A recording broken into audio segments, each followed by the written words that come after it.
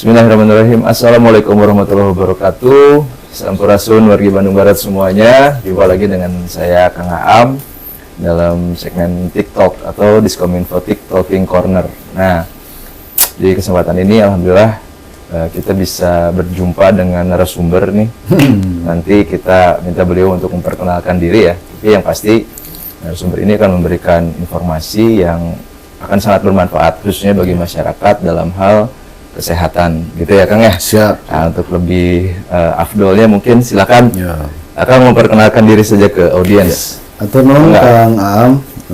Assalamualaikum warahmatullahi wabarakatuh. Waalaikumsalam. Sampurasun kasadaya warga KBB.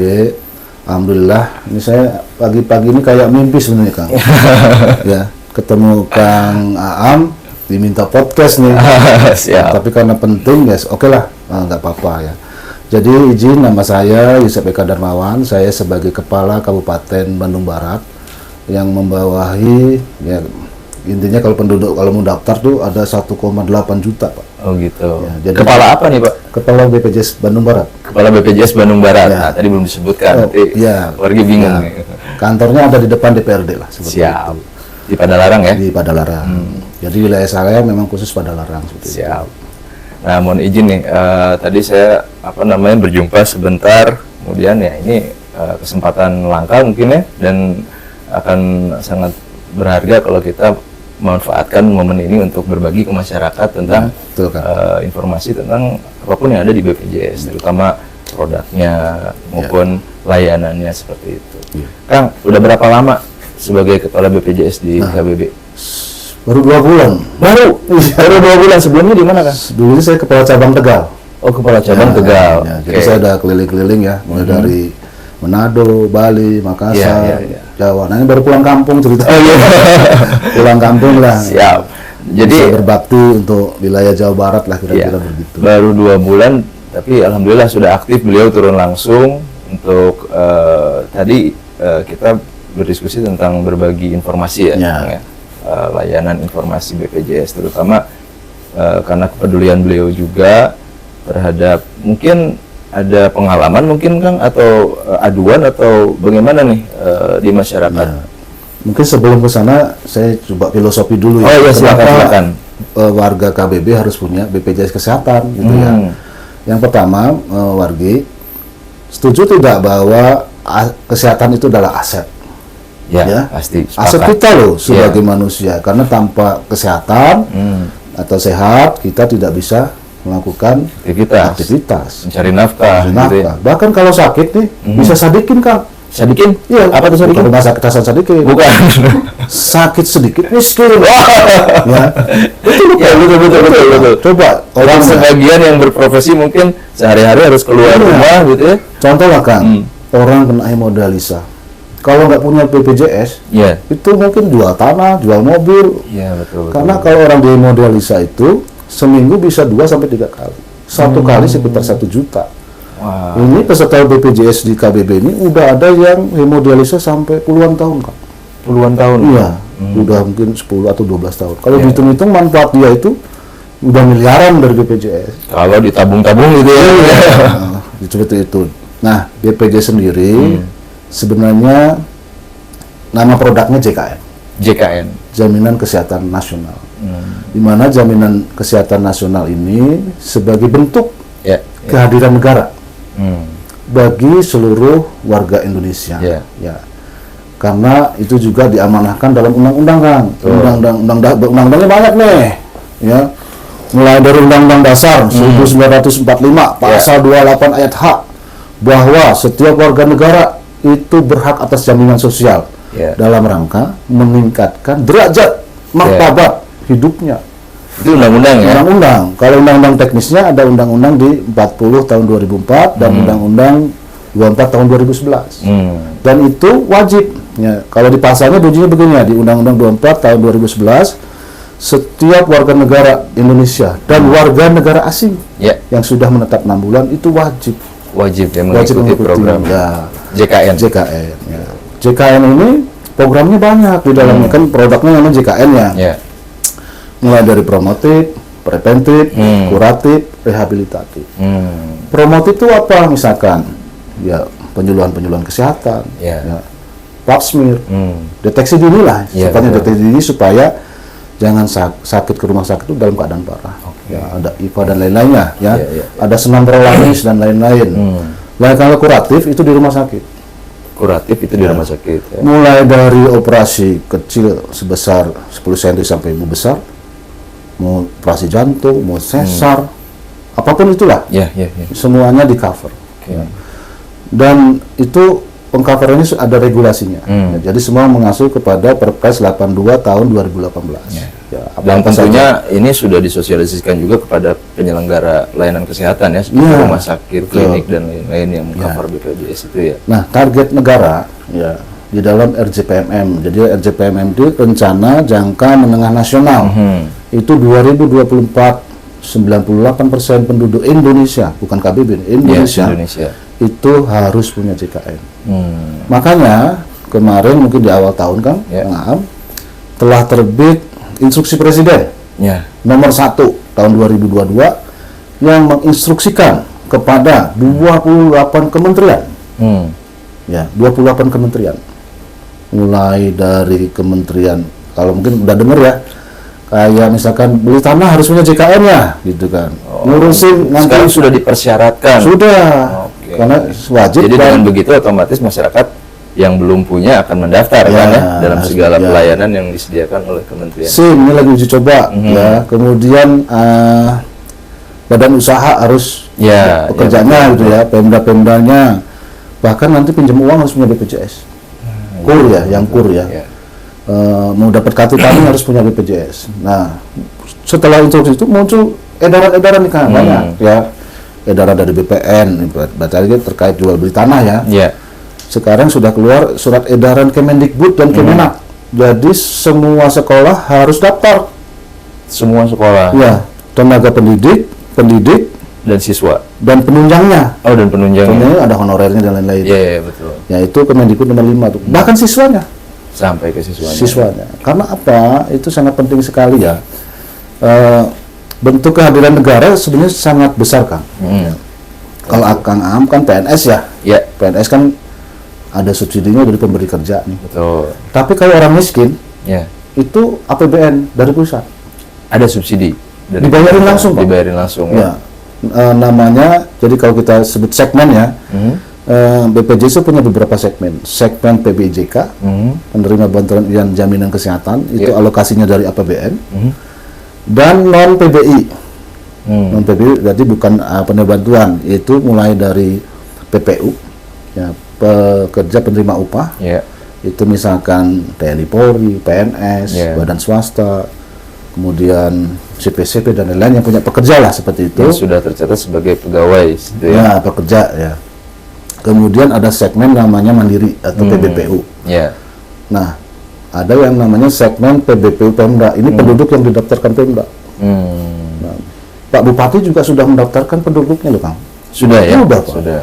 Kurang lebih sampai hari bulan kemarin itu 71.000 Alhamdulillah. dibayari. Ya. Ya, dibayari oleh Pak Dan Bupati. mungkin akan bertambah lagi ya. Akan bertambah lagi Pasti ya. informasinya, katanya mau sampai 95.000 katanya. Ya.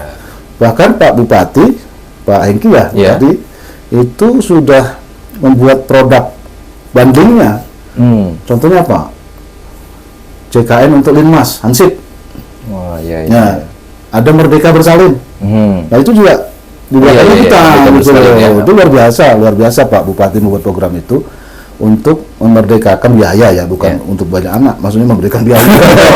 Kalau satu Buat gitu anak ya. masing-masing aja ya. Iya, kalau anak. Tapi itu untuk orang-orang penduduk ya yang bukan dari segmen PPU. PPU. Ya, karena PPU itu harus didaftarkan oleh pemberi kerjanya. Misalkan PNS nih didaftarkan oleh Pemdanya atau pemerintah pusat. Berarti segmen PBI ya? Bukan PBI kan? Bukan, apa? Dia penduduk Penduduk. yang didaftarkan oleh Pemda, namanya PBPU Pemda. PBPU Pemda. Ya, PBPU Pemda seperti itu. Kalau Alokasinya dari APBD. kalau misalnya masyarakat ingin masuk ke dalam program itu, caranya apakah dari bottom up atau didata dari pemerintahnya? Nah, Bagaimana? baik. Kita coba satu-satu segmen dulu Ya. ya, karena beda-beda nih treatment pendaftarannya ya. Kalau PBIJK segmen yang dibiayai oleh APBN itu didata, Pak, Didata. oleh Dinsos. Oke. Mana-mana yang masuk DTKS. Ya. Ya. Dan berhak mendapatkan jaminan kesehatan. Ya, itu berarti lintas penanggung sektornya Dinsos tuh. Oke, leading sektornya Dinsos ya. Cara daftarnya mungkin Dinsos yang lebih tahu, tapi setahu kami itu lewat operator NG di desa. Seperti itu ya. Nah, kalau yang PBPU Pemda ya atau penduduk yang ada Pemda itu pendaftarannya sebenarnya pendataan juga. Cuma sepertinya Dinkes di sini buka loket itu kan. Di Dinkes Dinas Kesehatan. Syarat-syaratnya bahwa kalau nggak salah itu SKTM lah seperti itu. Ya. Dan dia masuk DTKS. Ya. Tapi kalau mengacu ke Permendagrinya tidak dikunci untuk itu. Selama penduduk mau kelas 3 itu sudah. Karena contoh Cimahi sudah didaftarkan seluruh penduduknya. Kota ya, Kota Bandung ya juga sudah itu oleh Pemdanya. Memang ini tergantung daripada kemampuan. Kemampuan ya. Kembali lagi ke situ. Jadi memang wargi harap bersabar, bukan berarti pemerintah Kabupaten Bandung Barat ini tidak mempedulikan ya, tapi sangat peduli Pak. Sangat peduli, namun ini akan dilakukan secara bertahap.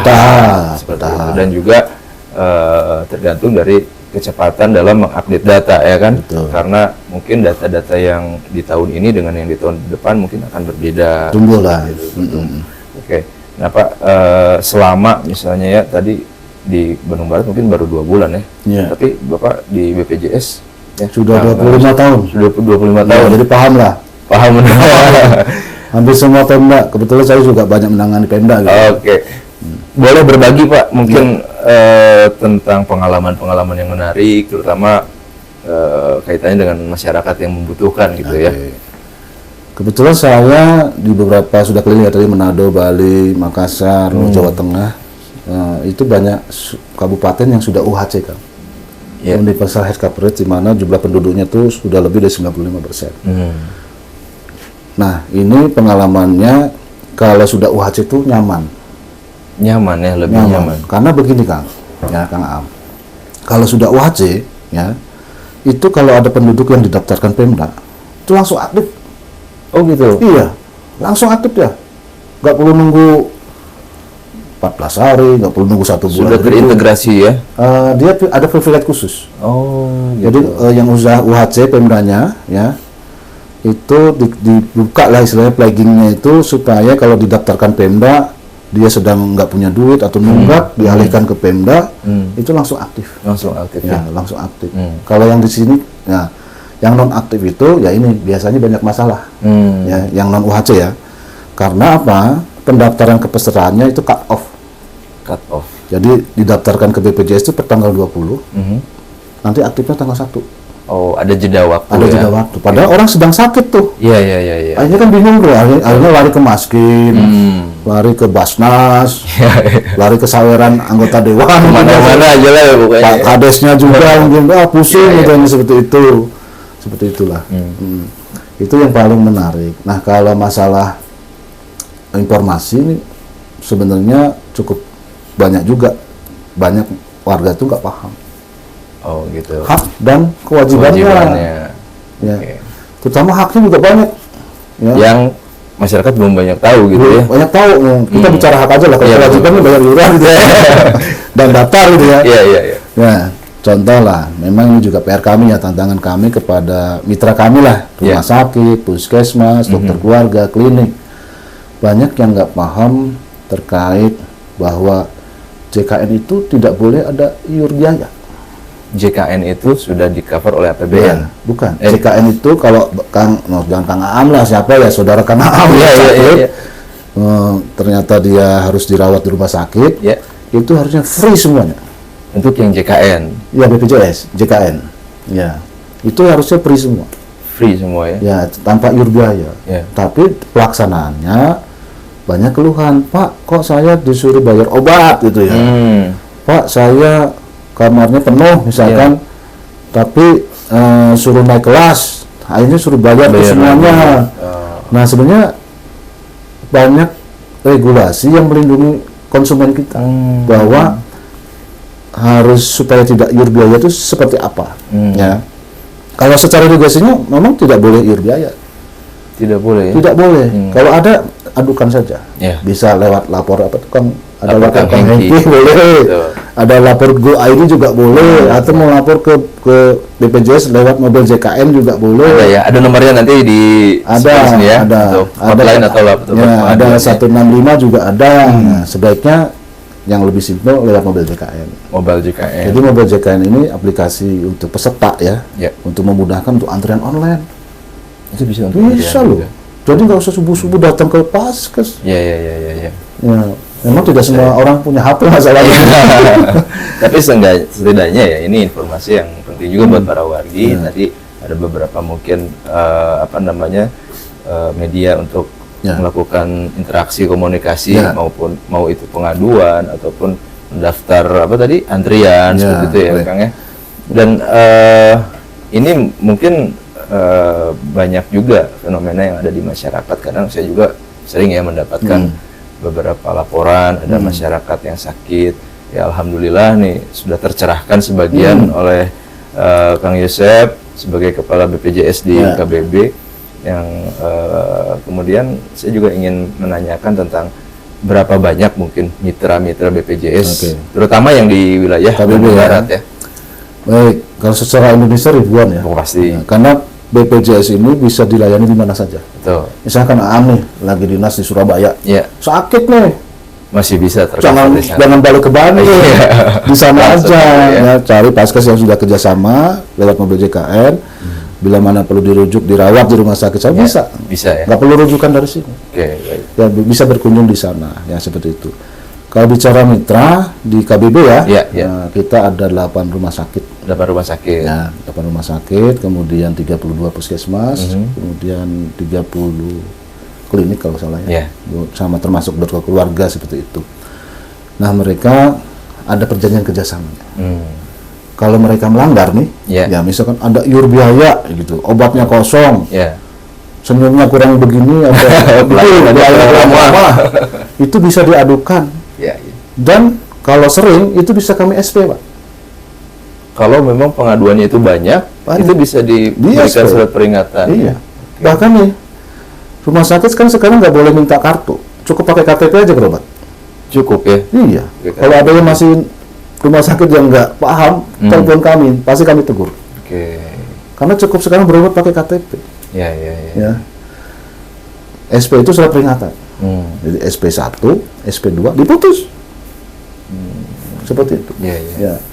Nah, supaya wargi-wargi tidak ada iur biaya nih, saya sarankan nih.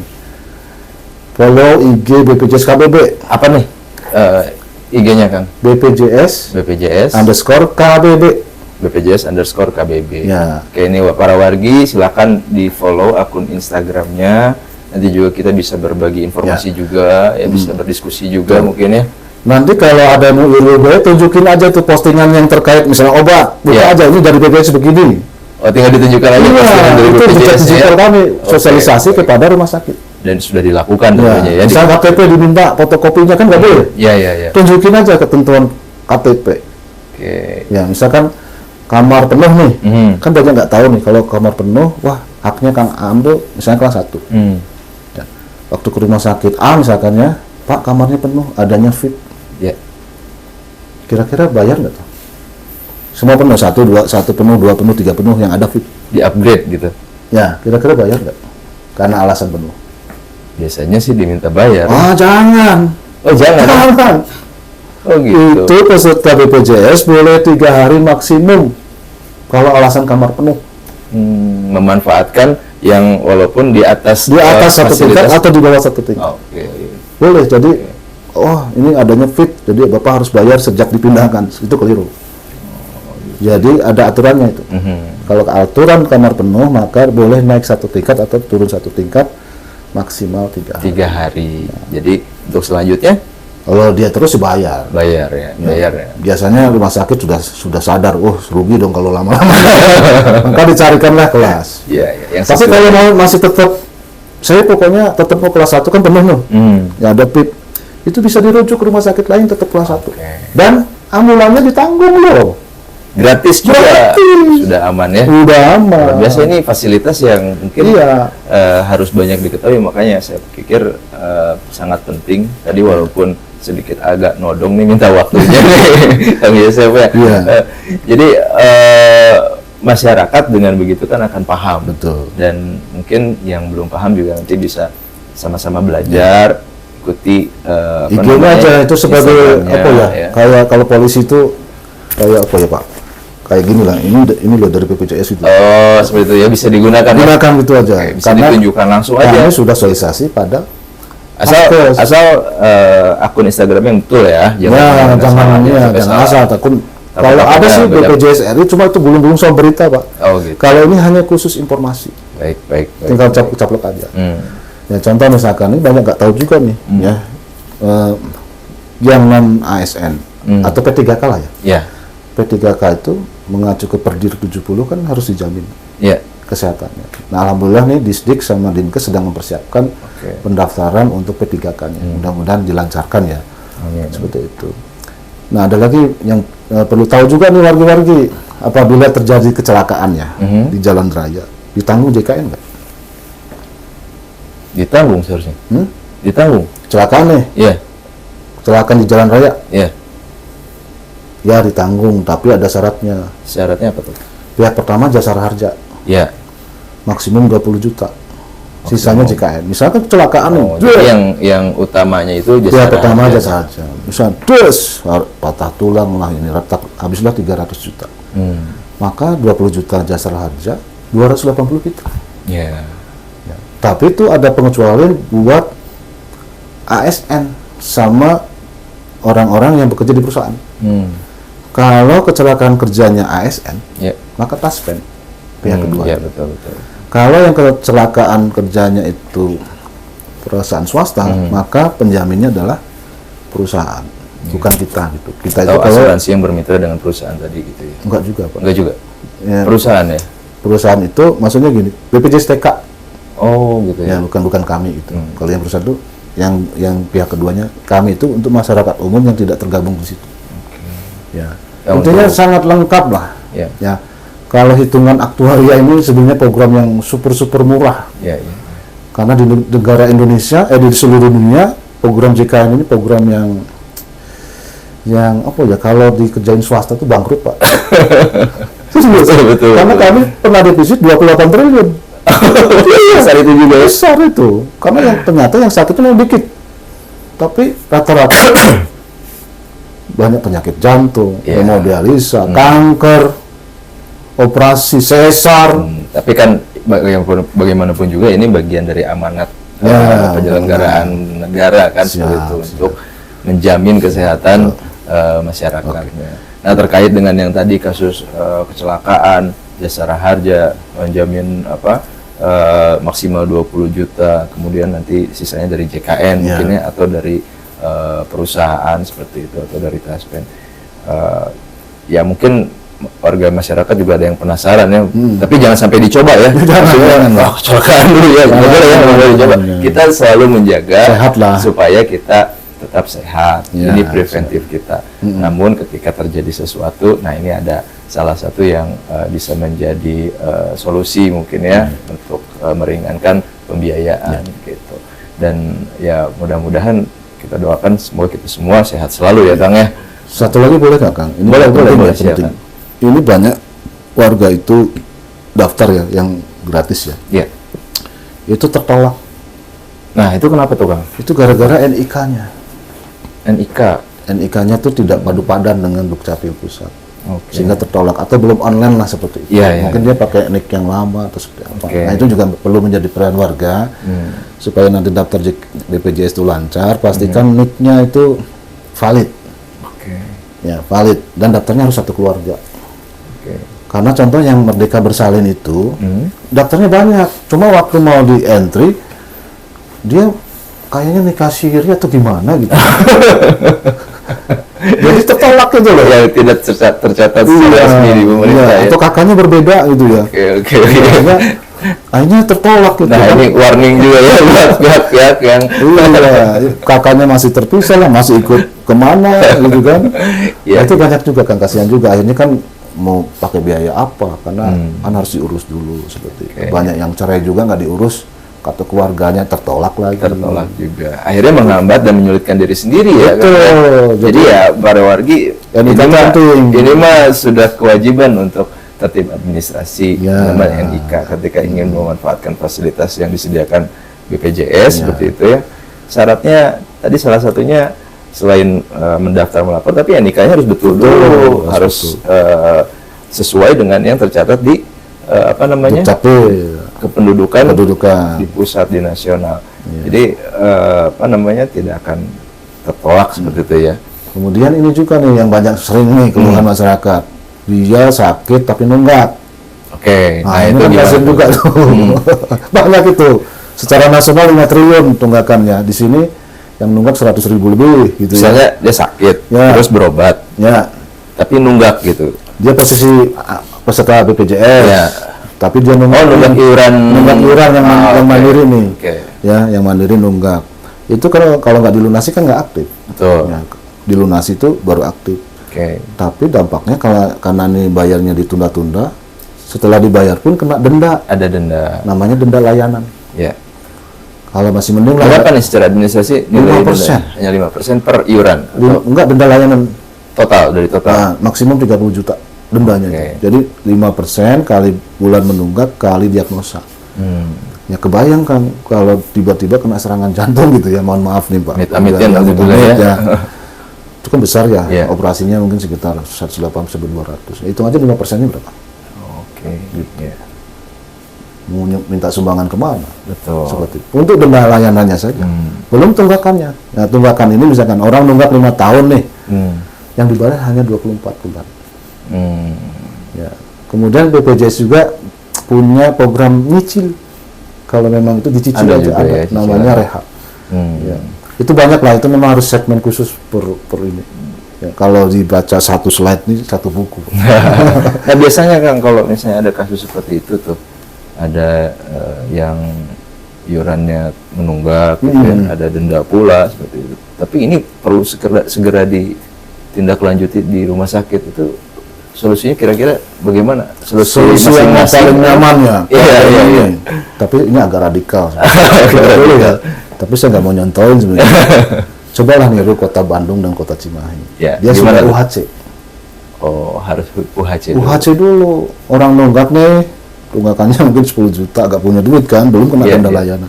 Pindahin aja, didaftarin Pemda, itu langsung aktif. Tunggakannya gimana? Itu urusan belakang. Tetap harus dibayar tapi di belakang.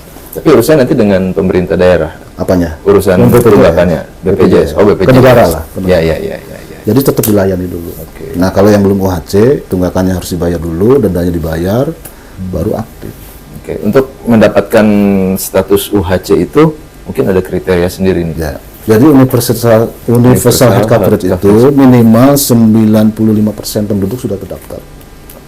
Nah, di KBB ini baru 82,3%. Wah, sedikit lagi ya. 300.000 lagi. 13% lagi ya. 300.000 penduduk yang belum punya nih. Iya. Sehingga kalau Pemda misalkan nih, kebetulan Pak Bupati sudah luar biasa ya, sudah menerbitkan SK percepatan optimalisasi UHC. Nomornya 188 lah, nggak salah. Itu kalau tim itu berjalan, itu bisa meningkatkan kepesertaan loh. Contoh misalkan, ya jangan jauh-jauh lah, P3K segera daftarin gitu ya. Badan usaha daftarin gitu ya. Orang-orang mampu ya bayar sendiri. Orang miskin ya tugasnya PBI, Dinsos itu ya, yang APBD ya untuk kriteria tertentu. Itu kalau dikerjain, yang bisa seperti kota Cimahi, kota Bandung, Kabupaten Purwakarta yang baru ya. Kalau yang UHC ini sudah 200 kabupaten kota. Sudah 200 kabupaten. Ya. Itu langsung privilege khusus. Ini leading sektornya biasanya ada di Dinsos atau Dinkes? Yang mana nih? Untuk yang percepatan UHC ini? Kalau nggak salah ketuanya Pak Asda 2. Oh, Asda 2 ya. Pak Asda 2. Itu anggotanya ada dari Dinkes, ada dari Dinsos, Bapeda dan lain-lain. Oh, banyak ya. Itu turunan dari Impres nomor 1. Kan Impres nomor 1 tahun 2022 itu menginstruksikan kepada seluruh kementerian ya. Kementerian Koperasi, Kementerian Pendidikan, Kementerian Agama, Kementerian Perekonomian, Kementerian banyak itu. Jadi tinggal linear saja dengan tinggal diturunkan aja. Kementerian Perhubungan. Nah, kalau semuanya bekerja nih OPD dengan anggaran yang terbatas ini bisa UHC loh. Bisa ya. Asal Pak Bupati bisa boleh itu sama OPD-nya. Kalau beliau pasti bisa. Iya. Jadi tinggal kalau enggak kita harus modalin Pak 300.000 itu kurang lebih 135 M. lumayan ya. Mending mensyaratkan pelayanan publik. Kan sudah ada surat edaran masing-masing. Kementerian Pendidikan sudah, Kementerian Koperasi sudah, Kementerian Tenaga Kerja sudah, Perhubungan sudah. Tinggal kepolisian juga sedang berproses, BPN sudah. Kalau itu dikawal sama-sama, kan karena kita konsepnya gotong royong. Intinya mesti dikawal bersama-sama. Nggak bisa sama BPJS doang. Iya betul. Iya. Ya. Dan kadang-kadang mohon maaf, kami kalau ke dinas-dinas susah Pak. Boleh kan? aman. Sekaligus nanti kita menyentuh bersama bersama bahwa ini perlu peran aktif juga dari pemerintah daerah, terutama melalui OPD kepada pihak-pihak yang mungkin harus karena ini UHC ini tugas bupati ada di Perpres 82 ya, pasal 99 itu. Gubernur, bupati harus memastikan semua penduduknya terdaftar. Siap. Itu. Kami itu hanya sama-sama lah gitu. Sesuai dengan teks. Termasuk kami sebagai pihak yang mendiseminasi informasi gitu kan. Betul. Kita akan selalu mengingatkan ini karena ini penting bagi masyarakat banyak, terutama masyarakat yang 135 M kalau bayar penduduk kan mending buat jalan, buat apa. Betul. Kita paksa aja tuh badan usaha, toko-toko yang belum mendaftarkan pekerjaannya. Betul. Yang belum membayarkan honorernya. Di sini ada honorer gak ya? Ada. Sudah punya JK jangan mandiri. Ada. Harusnya pemberi kerja itu. Ada yang sebagian mungkin masih mandiri. Nah, itu harusnya pemberi kerja. Siap. Seperti itu. Ada di Permendagri itu. Jadi kalau bahasa Sundanya wayahna gitu ya. Semua yang punya pegawai itu harus mendaftarkan. Gitu. Satu lagi boleh nggak? Boleh kan. Santai aja dengan kami. Tahu COVID-19? Sekarang yang nanggung siapa? Kami negara tuh habis 121 triliun tuh angkanya. Sekarang kan yang nanggung negara ya. Nanti kalau wabahnya dicabut nih, bukan sebagai wabah, maka itu jadi benefit JKN. Siap-siap kalau masyarakat wargi kalau nggak punya BPJS kena COVID bayar sendiri. Seperti itu. Tapi kalau punya JKN ditanggung JKN. Termasuk cacar monyet yang baru-baru ini. Selama belum wabah kami Pak. Tapi kalau wabah itu diambil negara. Nah ini sebentar lagi Pak Presiden mau mencabut statusnya. Nah kan ini perlu persiapan. Nah, mudah-mudahan sih masyarakat aware ya. Masa dikit? Sakit dikit? Iya. Uangnya buat yang lain-lain lah. Masih banyak prioritas pembangunan di daerah. Nah itu dia wargi Bandung Barat, obrolan kita, diskusi kita dengan Kepala BPJS Kabupaten Bandung Barat. Semoga sukses selalu Kang. Amin. Semoga dilancarkan segala urusannya. Jangan perlu lupa. Ya siap. Pokoknya kalau ke rumah sakit macam-macam tunjukin izin ke BPJS. Itu kayak kalau di FBI itu di kartu apa ya? Teman-teman bisa cara gitu ya. Rencana saya peserta BPJS dari BPJS begini loh. Iya, betul. Kalau masih nggak nurut, ada telepon ke BPJS 1. Kami siap memberikan yang bukan mudah-mudahan sigap ya nanti. Dibaca maksudnya jangan di-follow terus nggak dibaca. Iya betul. Maksudnya dibaca saat butuh, jangan. Bisa aja dibaca sekarang, bantu tetangganya. Ini loh ketentuannya gitu. Iya. Nah, kalau wargi ingin berkomunikasi lebih atau berdiskusi, mau mempertanyakan atau memberi saran, masukan tentang BPJS, silakan isi kolom komentarnya. Nanti mudah di channel kami. Ada. Nanti jangan lupa juga like, subscribe dan share konten ini serta nyalakan tombol notifikasinya supaya kita bisa memberikan lebih banyak informasi. Kalau misalnya para wargi merasa ini kontennya kurang lama, nanti kita undang lagi beliau gitu. Atau nanti kita main ke tempat beliau. Saya pikir itu kelamaan. Nggak apa-apa Kang, karena ini sangat informatif dan mudah-mudahan bermanfaat bagi masyarakat banyak. Kami pamit untuk kesempatan kali ini. Mudah-mudahan nanti kita bisa lanjut lagi diskusi di kesempatan. Ada satu titip pesan. Silakan. Ini khusus untuk para mitra BPJS. Podcast ini menjadi apa Pak? sejarah digital ya. Ya.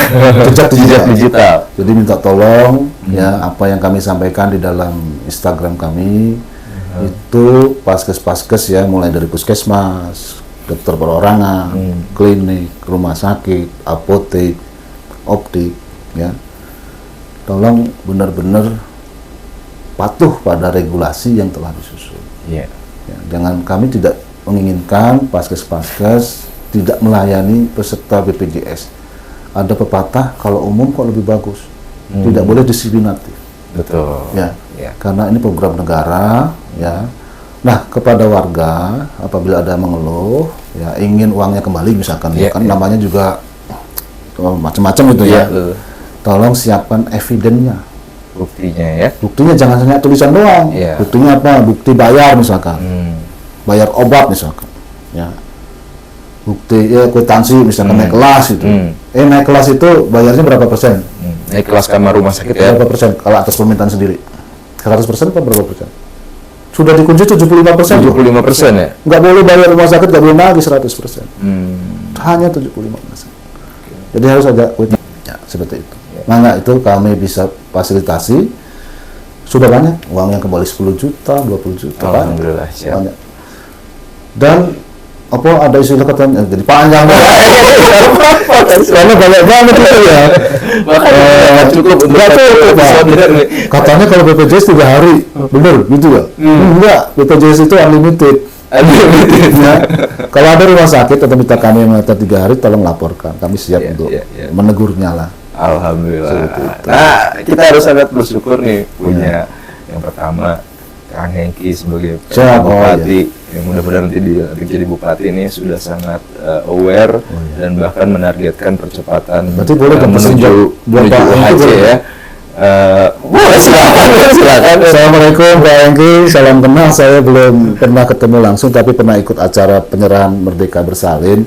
Intinya mohon dukungan Pak Bupati mendorong semua OPD yang terkait instruksi Presiden nomor 1 tahun 2022. Insya Allah Bapak, kalau OPD ini bisa gotong royong membantu dengan sukarela gitu ya, mendorong apa ya, komunitasnya di bawahnya sebagai kewenangannya, insya Allah KBB ini UHC bukan sebagai wacana, tapi sudah di depan mata. Karena ini kita perlu kekompakan. Betul. Ya, perlu kekompakan dan maslahatnya buat masyarakat. Ya, masyarakat terlindungi. Bandung Barat terutama ya. Bandung Barat. Itu aja. Ketemuan punten Bapak. Nah, mungkin saya sampai lupa nih. Ya intinya bahwa fasilitas kesehatan yang disediakan atau yang dijamin oleh BPJS ini satu hal yang sangat bermanfaat bagi masyarakat. Tentunya kita semua harus aware juga, terutama dalam tertib administrasi kita dulu. Betul, NIK ya. Sampai nanti ada karena ketidaktahuan kita bayarnya lebih mahal, ada bayar lebih mahal atau mempermasalahkan atau menyalahkan pihak BPJS karena tidak dilayani seperti itu. Jadi tadi sudah dijelaskan dari awal bahwa tertib administrasi itu penting. Mangga untuk para wargi juga harap berperan aktif ya, menyukseskan percepatan UHC, Universal Health Coverage. Biar nggak kalah sama Kota Cimahi. Sehingga Bandung Barat nanti bisa lebih optimal dalam membantu memberikan fasilitas jaminan kesehatan ya. Mungkin itu saja yang untuk kesempatan kali ini kita diskusikan. Nanti lebih detail lagi ya. Lebih detail lagi. Oke, mudah-mudahan nanti kita bisa berdiskusi di kolom komentar. Silakan tanyakan apapun yang wargi butuhkan. Insya Allah narasumber kita akan siap juga untuk memberikan jawaban. Ini kita berterima kasih banyak. Selain bisa diskusi hari ini, juga sangat aktif untuk keliling ke pemerintah daerah nih untuk bersilaturahmi. Nanti mudah-mudahan bisa langsung ketemu dengan Pak Hengki ya. Alhamdulillah. Bisa difasilitasi Kominfo. Podcastnya dibaca. Selalu insya Allah. Siap. Terutama yang potongan Pak Bupati. Siap. Oke, gitu saja wargi Bandung Barat atas perhatian, atensi dan kesempatan ini. Kami mohon pamit. Terima kasih. Wassalamualaikum warahmatullahi wabarakatuh. Alhamdulillah.